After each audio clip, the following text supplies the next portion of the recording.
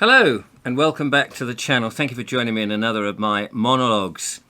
A couple of important messages to let you know. Firstly, the studio that I normally used to work in when I was doing my interviews has now been dismantled, I'm sorry to say. Yes, yesterday I took the whole thing apart and there's piles of lights and tripods and bits of equipment. Now, I don't know whether I shall ever rebuild that again.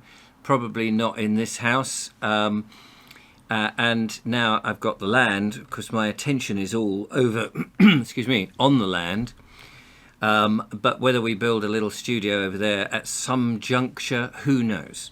But for the moment, so I can't do the interviews in the way that I used to do them.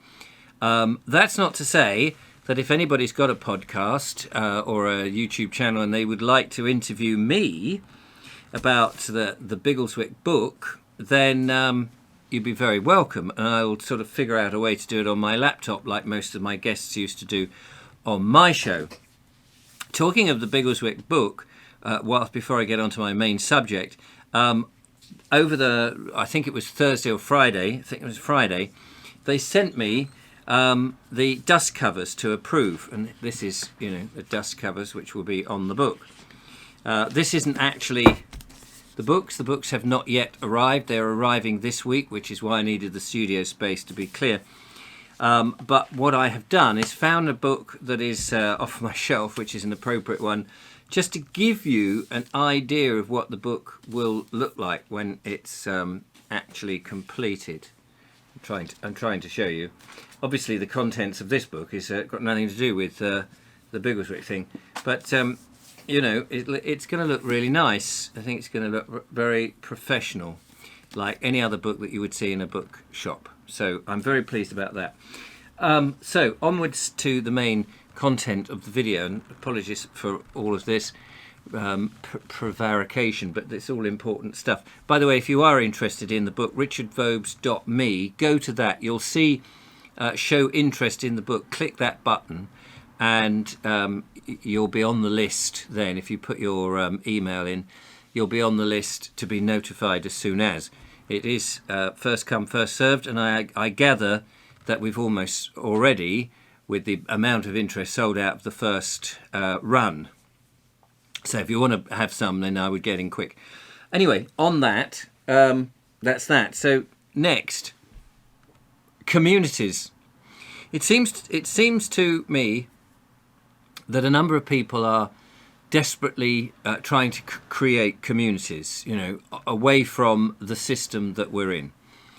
And this is an area that I've been talking about and I thought was an essential thing that we all did. However, it strikes me, and I've spoken about this a few times, so apologies if you think I'm just repeating myself, but sometimes it's that drip, drip thing to try and get the message across. I think at this stage, communities on the whole, alternative communities where all of us get on the land and we try all work together, will fail.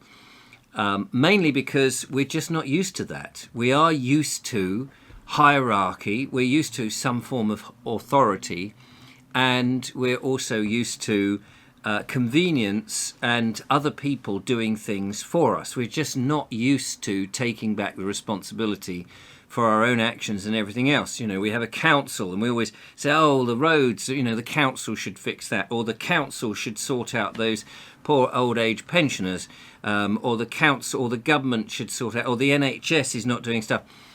And it is, unfortunately, for the last few hundred years, we've been relying on other people to do a hell of a lot of our stuff. And so when you try and buy a large piece of land and get people, it's likely to fail because of egos. We all have egos. And if we've all invested money into something on the same place, I mean, there's a farm round the corner from me, which is a sort of community farm, and I've witnessed that sort of having push me pull you problems, because people are saying, well, I put this money in, I want to get my 10 pence worth, thank you very much, and someone else says, yeah, but if we do that, it's going to affect, we have to do it this way. And I think this is one of the problems. The other thing is that, of course, people have been promised money from almost a magical pot from somewhere. We were. Doesn't seem to be happening. It may happen. There are these benevolent people with huge amounts of money and who promised, yes, you better do a big farming project or this project or that project, and none of it really happens. And in the end, you've got to realise that yes, that's great if it happens, but in the meantime, we all have to do our own thing, take back responsibility, and get on with life. We can't wait for others. There's no magic beans out there. We need, and the lesson I think is for us to be caring for ourselves, to look after ourselves, because until we get ourselves individually healthy, not just physically healthy, but if the project is getting out of the system, or it's learning a new trade, or it's storing food, or it's finding a new skill, whatever it is, unless we can get ourselves ready, we can't help other people. And so with Julia and I as an example, and we hope that we can inspire people who want to do this. Obviously not everybody wants to go back to the land, it's very hard work, and not everybody would be capable, and I appreciate that. But people can get behind people who do these sort of things by helping, perhaps on a once in a blue moon, or providing stuff that's needed, and in return, if say it's growing veg, they might get a veg box or two, or a regular supply. If we can get individual people, for example, growing organic healthy food, and people can help them, then they're part of a community already. That community it may well be spread out. They don't need to be all on the same land rubbing shoulders against shoulders, but they could be part of that community through internet, WhatsApp groups and Telegram groups or what have you, and by helping remotely. So, for example, Julia and I, we need a caravan. It makes sense that we can stay on the land 2 or 3 nights a week, come back, have baths, catch up with internet stuff and all of that. We're not at this stage moving onto the land permanently, because there's no facilities to do that. But it would be great to be able to have a cheap and cheerful caravan, and I really mean, something in the region of about 500 quid. So a knackered old caravan that we can just sleep over, so we can make use of the days, because it costs us a lot in terms of diesel to get there each day and then come home, and by the time you come home you're knackered, then you've got to start cooking and then get on and answer emails, all that sort of stuff. So we're looking for a cheap, so if anyone's got one, by the way, that would be great. Then you become part of the community of Biggleswick Farm, and then when we're up and growing, we will remember all the people that we've helped, who helped us, and we can send food or whatever we can, or we can invite them over for a day or be part of whatever, run courses and these sort of things, and that's how I think community could work, especially for those who can't get onto the land. They can be supportive in the early stages, and then the land growers, people, whatever, can help them down the line. You don't all need to up sticks and get on a piece of land, because that's a very expensive investment, and if you've got egos bashing each other, then it's difficult. So in our instance, Julia and I can make the decisions of what we want to do. We can tell people what we're aiming to do, and we can try and stay on those targets to, in our case, to grow food and have some fruits and have fruit juices and things like that.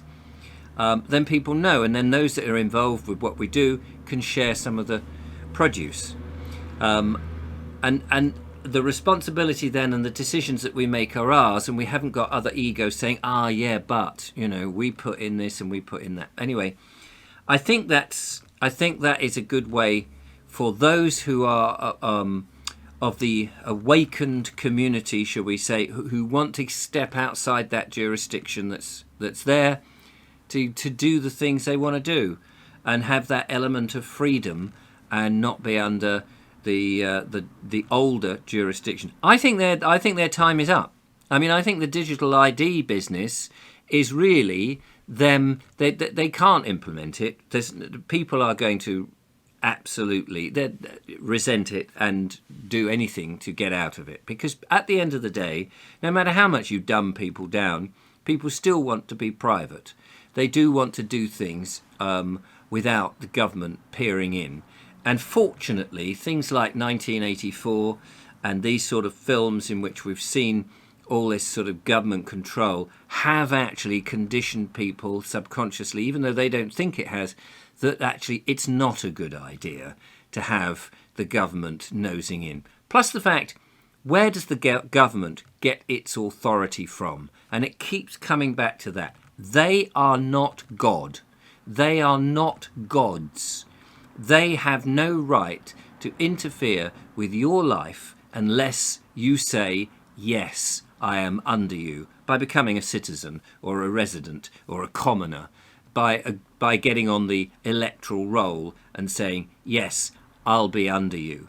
If you decide that that isn't the God that you want to work under, then there's only one other place to go, and that is a much more benevolent God, if you like, the God that created the earth. And when I say God, I'm talking about the creator of whatever. We may not know what that is. We may have no notion of what it is, but we know that the government didn't create the earth, does not make the trees grow and the grass grow, and does not create life. We know that is not the government. So their authority can only come from us if we consent to it and say, yes, I'll be part of it. So that's it. There's only two jurisdictions. There's the man-made one of the governments, or there's the creator, God, the universe, whatever you want to call it. And that, in my mind, is a far more powerful, far more benevolent, and far more free jurisdiction to be under. And I don't believe the government can argue against that, because we know, as I say, they didn't create the earth. Anyway, thank you for watching. I'll be back, and we'll talk next time. Till then, bye for now.